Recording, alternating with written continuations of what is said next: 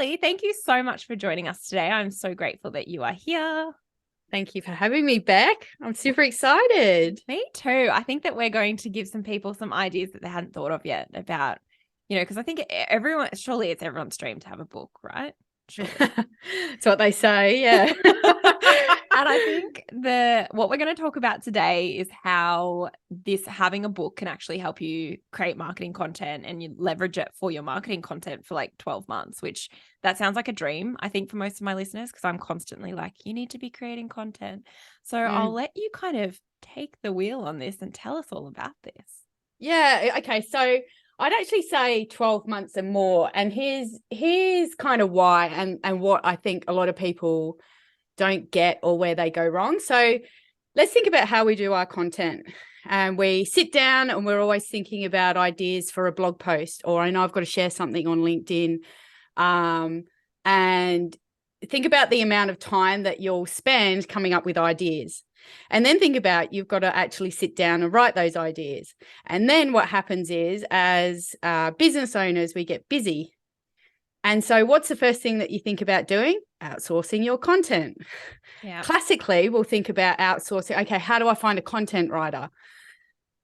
Finding a content writer is really hard because there's always this tension between it has to feel like me, it has to sound like me. So finding good people who are going to mimic your voice is really difficult.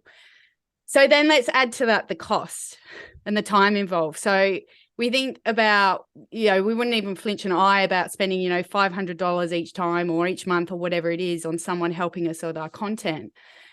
But what you're actually doing is you're focusing on those smaller pieces of work first. So if you think about the time, the energy, the money that goes into that, I want you to flip it. So when you think about developing a big body of work, like a book first, what happens is through that process, you're able to leverage your ideas. So it's through that process and by having a big body of work that you are able to get blog post ideas. Yeah, you can literally pull out blog posts. You can pull out LinkedIn articles. You can pull out website copy. You can pull out stuff for your proposal. You can pull out stuff for actual content like your keynote speaking or workshops and things you put together. And what you're actually also doing during that process, instead of outsourcing that to someone else, you're actually developing your own thought leadership content. Yeah, I was going to say that. I was going to say, surely this has got to help you get so clear on your IP, right? Oh, 100%. And this is what I think. So for me, I'm all about results. And there's a big difference between someone who says they're writing a book and someone who actually produces a book, a final result of a book. Kelly, that feels like a hit. It's not, but we'll come back to that.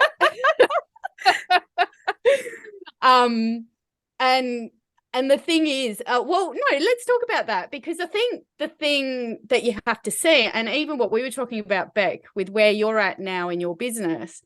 So we focus on the end result. We focus on a physical, tangible aspect of a book, and that is important. But what we don't see is all of the stuff that happens before you have that book in your hands. Yeah. So this is your intangible ROI. So that the 12 months content, the blogs, the LinkedIn, the workshops, whatever it is that you're creating, that actually happens while you're working on your book, because when you are working on a book, you're developing your whole business message. Yeah. And it's going to influence how you speak, how you sell your services, how you brand yourself, and all of these things. So if we come back to you, Beck, and okay, you don't have your book in your hands right now. Yeah.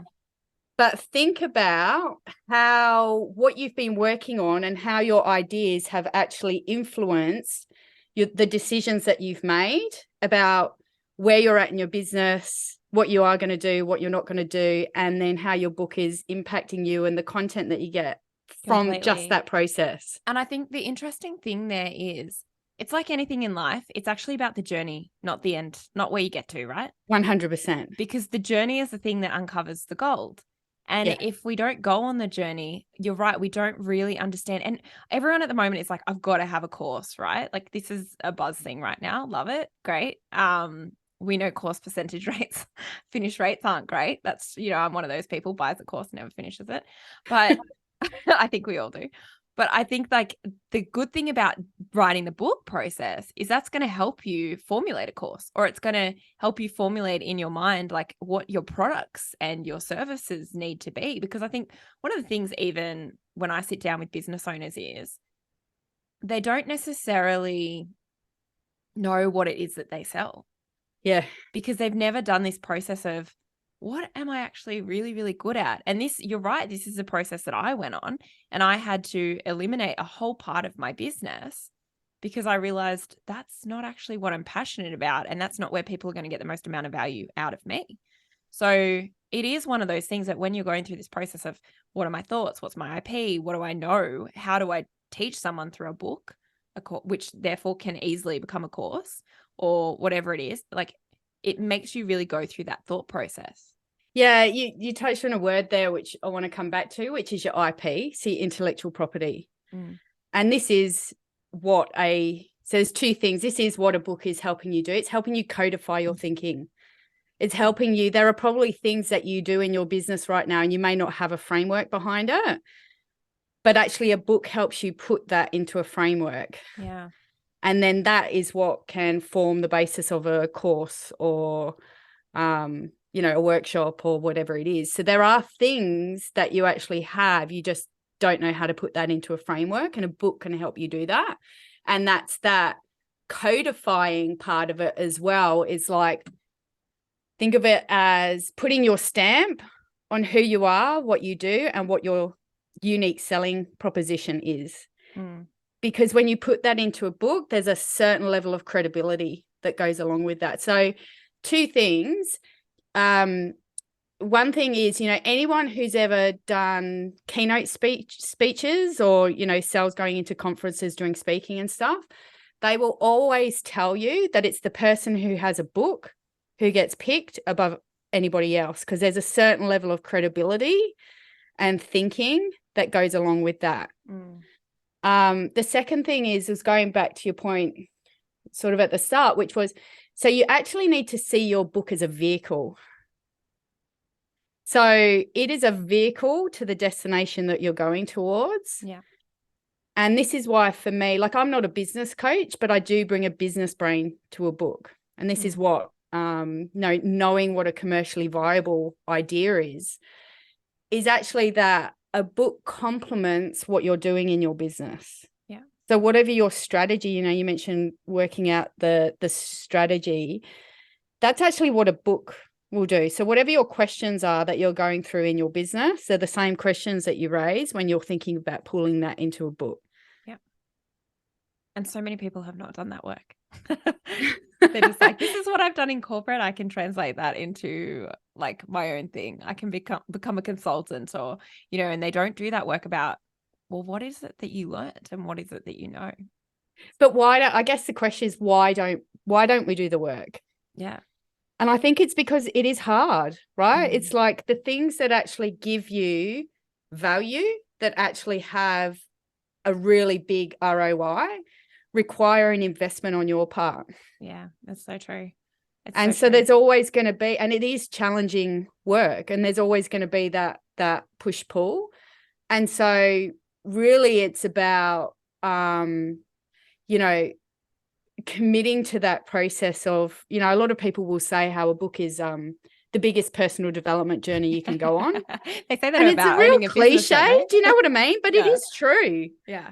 Yeah. Because for a lot of people, it's hard work and it's uncomfortable, and you've got to leap into the unknown. You don't know where it's going to take you. And I think that's why, for me, it isn't like, I can 100% guarantee people, you show up, you do the work, I'll get you the end result of a book. But the thing is, I don't want you to focus on the end goal as much as that journey, that we've been talking about, that you're going to go on, and all the wins that you're going to get along the way. Yeah. And all the content you get to create. What's that? All the content you're going to create. And all the content you're going to create. Because I think this is the interesting thing from a content point of view. I'll say to businesses that I work with, you need to be doing X, Y, Z. You need to be doing the blogs. And there is this thing, like, going back to our conversation at the beginning, like there is this thing around, okay, I'll outsource that. And you're right. It loses. For most of my clients, I actually recommend they don't do that unless they're a huge organization where the organization has its own brand. But when it's just you and you are your brand, it's a very different conversation. It's to try and keep your copy sounding like you is very challenging if you outsource it. Yeah. And I think you're right. If you're creating all this copy already and you've been doing it because you're trying to show up on LinkedIn, you're on Insta, whatever it is, your book's there. Yeah. You're doing it. Like it's already there. So it's about, thinking about, okay, and I've seen people release white papers, which is obviously a mini book, right? And it suddenly gives them so much clarity around, okay, cool, this is what I want to be known for. And it suddenly just drives them to be the expert in that field. And you're right, it gives them credibility instantly because they were willing and they were brave enough to put their thoughts and their what they believe about an industry or a topic on paper and release it to the world. Yeah. Yeah. I couldn't agree more with that. Like, and I guess, so if we spoke about some really tangible wins, so I could call, 4 people off the top of my head who, don't even actually have their book in their hands right now, but they've put a podcast together, same name as the book. They're interviewing people on the podcast. The interviews can inform the book. Yeah. Two birds in one stone. Yeah, so true. Right? I got someone that has been knocking on the door of some conference for like years, started sharing his process of the book, his thoughts, his, even content and little snippets that he was developing in the book to test out that content with his audience. Then the organization came knocking to him and asked him to do a keynote speech on it. So he didn't just get into that conference, but he also had the content then from his book that he'd been writing that he used for the speech. Yeah. So it's these little things that are actually we just don't know. Yeah. We have no idea of what's going to happen. The moment that you decide to write, the moment you decide to commit. And it is these small wins along the way. That's what makes a huge difference. Yeah. I love that. I think that's fantastic, Kelly. And I'm so glad you joined us today to talk about that, because I think I'm feeling damn inspired to pick up my pen again. And I'm like, while we've been talking, I've been like, okay, what is the title? Because, I'm on this journey. I'm on the journey. But I do thank you so much for coming today and sharing that. I think it's going to be really thought-provoking for a lot of people. So thank you so much for joining me. Thanks, Beck.